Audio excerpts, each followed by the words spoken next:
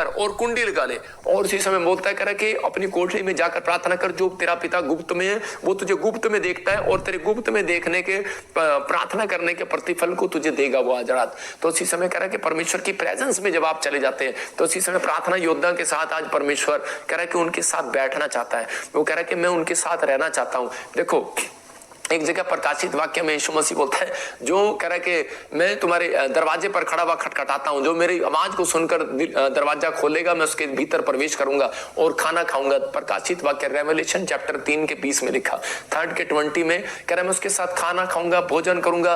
अगर आज आप फैसला ले रहे हैं, मैं कह रहा हूं कि आज रात परमेश्वर आपकी जिंदगियों में कोई नया काम करने वाला है। मूसा ने लाइफ अपनी स्टार्ट की प्रेयर से, 40 दिन प्रेयर में गया, राजपाट छोड़कर पवित्रताई से जीवन बिताया। वो गया और उसने कहा, देख मैं द्वार पर खड़ा हुआ खटखटाता हूं, यदि मेरा कोई शब्द सुनकर द्वार खोलेगा तो मैं उसके पास भीतर आकर। इसका मतलब आपको परमेश्वर के पास नहीं जाना पड़ेगा, परमेश्वर आपके पास आएगा। एंजल कह रहा आपके पास आएंगे। याद रखना, परमेश्वर आज आपके पास आना चाहता है, आपको मेहनत नहीं करना पड़ेगा। बहुत सारे लोग अपनी लाइफ में संघर्ष वो करते हैं जो प्रार्थना नहीं करते। बहुत सारे लोगों बोलते हैं, पापा आजकल मेरी प्रेयर लाइफ कम हो गई है। मुझे नहीं पता, प्रेयर लाइफ कम होगी तो तेरे घर में भोजन कम आएगा, सैलरी कम आएगी, बच्चे कम आशीषित होंगे। आपको एक टारगेट दिया परमेश्वर ने बाइबल के अंदर कि अगर आप इतनी प्रार्थना करते हो तो इतनी आशीष है, इतनी प्रार्थना करते हो तो इतनी आशीष है। आपको बहुत सारे लोग बोलते हैं, पापा मेरे सिर पे हाथ रखो और मेरा प्रार्थना लेवल बढ़ जाए। मैं कह रहा हूं कि मैं प्रार्थना का लेवल आपका घटना चाहे गलती से।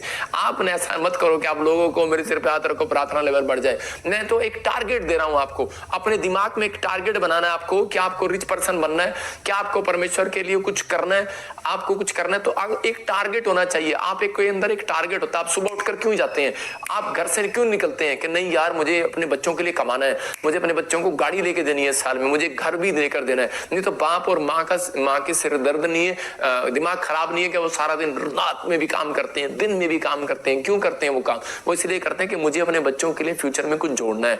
याद रखना, संघर्ष उनको करना पड़ता है जिनकी प्रेयर लाइफ नहीं है। अगर आपकी प्रेयर लाइफ है तो याद रखना आपको संघर्ष नहीं करना पड़ेगा। यीशु मसीह का वादा है, फिर से दिखा कह रहा कि मैं उसके साथ आकर भोजन करूंगा। इसका मतलब आप यीशु मसीह के लिए भोजन प्रोवाइड करेंगे? ना ना ना ना ना ना, आपके पास इतना पैसा नहीं है आप यीशु मसीह को भोजन दें, उसका पेट बहुत बड़ा है, आप इतना खाता है वो मैं कह रहा हूं कि आप उसको इतना भोजन नहीं दे सकते। यीशु मसीह आपके लिए भोजन प्रोवाइड कराएगा। वो कह रहा है कि मैं आऊंगा, उसके भीतर आकर उसके साथ भोजन करूंगा और वह मेरे साथ रहेगा। हालेलुया। तो इसका मतलब क्या है कि यीशु मसीह जिसके घर में चला जाए उसके घर में भोजन खत्म नहीं हो सकता। इसका मतलब यीशु मसीह उन लोगों के घर में आना चाहता है जिसकी स्पिरिचुअल लाइफ में कह रहा है कि उसने अपने अंदर एक टारगेट बना लिया है कि मुझे इस साल में इतनी प्रार्थना करनी है। या फिर एक टारगेट बनाओ कि मैंने इतने साल में इतने लोगों को गवाहियां देनी है, इतने साल में मेरे को परमेश्वर, एक पास्टर पूछता था कि आप इतने अनॉइंटेड कैसे हो इतनी उम्र में। मैंने कहा कि मैंने परमेश्वर को एक ही बात कही थी, मैंने कहा प्रभु मैंने 1 करोड़ लोगों को सुसमाचार सुनाना है और मैंने ये टारगेट लिया था कि मैं 5 साल के अंदर ये पूरा कर दूंगा और मैंने आपको पता है 2 साल के अंदर वो पूरा कर दिया। उस समय जब मैं प्रभु में आया था, बैप्टिज्म लिया था, उस दिन मैंने एक फैसला लिया था। तो उस समय में मैं ये बोलता था, अपनी प्रेयर में था, लेकिन मैं आपको बताऊं मैं कहां पर था, मैं जेल के अंदर था। जब मैंने प्रभु को ग्रहण किया तो उसी समय मैं सोच रहा था, मैंने कहा यार मैं करोड़ लोगों को कैसे सुनाऊंगा। तो उसी समय परमेश्वर ने मुझे बाहर निकाला। परमेश्वर ने कहा ये बंदा सही है और उसके बाद मैं 1 करोड़ लोगों तो किया और उसी समय किया। मैं कह रहा हूं कि आज मुझे कोई आदमी बता रहा था कि किसी मीटिंग में 23 लाख लोग से ज्यादा नहीं आए, लेकिन आपकी मीटिंग में 30 लाख लोग आए। मैंने कहा ये मेरा एक टारगेट था परमेश्वर के सामने कि मैं पहले, बहुत सारे लोग होते हैं 1 करोड़ लोगों तक मैं कैसे जाऊंगा। मैंने इंस्ट्रूमेंट के द्वारा नहीं, मैंने कि ये फेसबुक के द्वारा 1 करोड़ लोगों तक सुसमाचार सुनाया, अपनी गवाही सुनाई।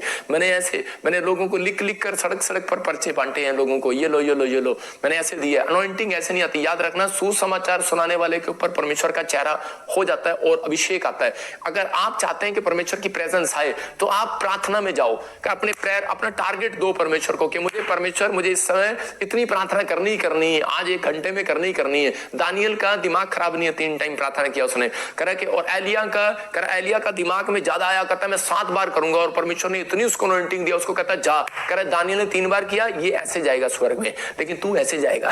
7 वाला ऐसे जाएगा, कैसे जाएगा? उड़ के जाएगा। याद रखना कि अगर 7 वाला उड़ के जा सकता है स्वर्ग में, तो इसका मतलब 7 बार प्रार्थना करने वाला 7 करोड़ रुपए पा सकता है आज रात यीशु मसीह के नाम में। कह रहा है कि आपको 3 बार प्रार्थना करने वाला 3 करोड़ पा सकता है। लेकिन ये मैं आपको बता रहा हूं कि बहुत सारे लोग अगर चाहते हैं तो मैं उन लोगों को खुशखबरी दे रहा हूं। मैं आज आपको तरीका बता रहा हूं कि आपको प्रेयर रूम में जाने के बाद आपको प्रतिफल मिलेगा यीशु मसीह के नाम में। मैं उनको बता रहा हूं, आपको 3 चीजें बता रहा हूं इस क्रिसमस के मौके पर। 3 चीजें करनी है। प्रार्थना करा कि दूसरा आपको सुसमाचार सुनाना है अपनी गली मोहल्ले में बांटो जाकर, और तीसरा करा अपने कोठे पर चढ़कर आपको हालेलुया बोलना, जोर से हालेलुया जोर से बोलना। जैसे मैं बोल रहा हूँ इसी समय मैं जोर से बोल के दिखा रहा हूँ। क्या आप मेरे साथ बोल सकते हैं? स्क्रीन पे दिखा जोर से जरा, क्या बोल सकते हैं मेरे साथ? स्क्रीन पे घर पे बैठे हैं, क्या मेरे साथ हालेलुया बोल सकते हैं जोर से? तो एक बार सब बोलेंगे, जो सो रहे हैं वो भी बोलेंगे, जो रो रहे हैं वो भी बोलेंगे, जो मोटे हैं वो भी बोलेंगे, जो रजाई में चश्मे वाले वो भी बोलेंगे। तो इसी समय मैं विलियम को भी देख रहा हूँ, विलियम भी बोलेगा। जोर से बोलो हालेलुया। लेकिन आपकी आवाज आई नहीं मुझे, लेकिन मुझे विश्वास है कि आपने बोला है बहुत जोर से हालेलुया। लेकिन उन लोगों को बोल रहा हूं, अगर आप 120 बार हालेलुया बोले कोठे पर चढ़कर, आपके ऊपर कैसा भी बंधन हो टूट जाएगा। आपको रोज सुबह उठकर कोठे पर चढ़कर बोलना है, लेकिन आप नहीं बोल सकते। आपका मकान मालिक कहेगा चल मकान खाली कर दे, रोला पा रहा है। आपकी पत्नी कहेगी छोड़ दे इसको। मैं कह रहा हूं 120 बार आप छत पर चढ़कर बोल नहीं सकते, लेकिन परमेश्वर का आत्मा कह रहा है ये क्रिसमस का मौका आ रहा है, ये शोभा यात्रा आ रही है। इस मीटिंग में कह रहा है कि आप ऑनलाइन देखते रहना और जोर जोर से चिल्लाते रहना, हालेलुया के नारे लगाते रहना। जो लोग यहाँ पर आ रहे हैं उन लोगों को बोल रहा हूँ, छत्तीसगढ़, उड़ीसा, पंजाब से, मैं कह रहा हूँ राजस्थान से, क्या कहीं से भी आ रहे हैं, पूना से, बिहार से, कहीं से यूपी से भी। मैं कह रहा हूँ बहुत सारे लोग जब खुदा की प्रेजेंस में चले, कह रहे कि उस समय यरीहो की नगरी की, मैं कह रहा हूं उस समय दीवार थी बहुत बड़ी खड़ी थी। हो सकता है आज आपके ऊपर कर्जे की दीवार, बीमारी की दीवार, समस्या की दीवार खड़ी हो, लेकिन उस समय परमेश्वर ने योशू को एक तरीका दिया था कि इसके चारों ओर चक्कर काटना और 7वें चक्कर में जाकर नारे लगा देना। मैंने कहा परमेश्वर कि आपने पहले चक्कर में क्यों नहीं इनकी दीवार तोड़वाई? परमेश्वर ने कहा पहले चक्कर में कह रहे थे हम बहुत ताकतवर हैं, क्योंकि वो 6-6 फुट से भी ज्यादा लंबे होते थे, 8-8 फुट के होते थे, उनके डोले बड़े बड़े होते थे, और वो उसी समय उनके पास भाले होते थे, उनके पास तीर होते थे, और वो सोचते थे हम इससे तोड़ देंगे, मुक्के से तोड़ देंगे। आज बहुत सारे लोगों के पास पैसा है, धन दौलत है, वो सोचते शायद डॉक्टर को ही खरीद लेंगे, घर पे ऑपरेशन करेगा हम ठीक हो जाएंगे। तो इस समय हो सकता है कर्जे की दीवार, बीमारी की दीवार, वो दौड़ रहे थे, पहले चक्कर में दौड़े, ले योशू हम तो तोड़ देंगे इसको।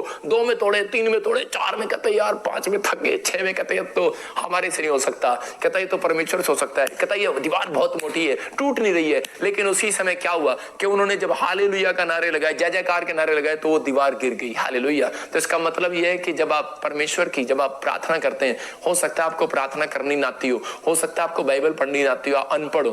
तो उन लोगों को बता रहा हूँ, ऑफिस में जाते हो लेकिन आपके सामने कोई लोग बैठे हो और आपसे बात ना करते हो, डॉक्टर आपका ऑफिसर आपको गुस्सा करता हो, तो आप कानों में लीड लगाकर या फिर आप उसी समय आप हालेलुया का जाप कर सकते हैं। आप समझ में आए कि नहीं?